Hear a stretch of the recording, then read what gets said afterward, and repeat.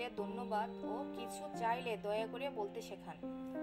কোনো জিনিস নেয়ার পূর্বে অনুমতি নেয়া শেখান। ভুল হলে বা হাঁচি আসলে দুঃখিত বলতে শেখান। রুমে প্রবেশের আগে দরজায় নক করতে শেখান।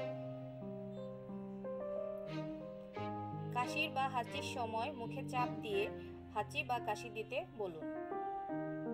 এক্সকিউজ মি বলতে শেখান। কাউকে নিয়ে মজা না করতে শেখান। বড়দের প্রতি শ্রদ্ধা প্রদর্শন করা। মানুষের নাম জানা এবং মনে রাখা। কারো দিকে আঙুল তুলে কথা না বলা। প্রতিবন্ধী ব্যক্তিদের প্রতি সদয় হয়ে ওঠা। একজন ভালো, মানবিক, সহানুভূতিশীল, দয়াশীল মানুষ হয়ে ওঠা। সবকিছু ভাগ করে খাওয়া। ফোনে কথা বললে সালাম দেয়া বা অপরজনকে কথা বলতে সময় দেয়া।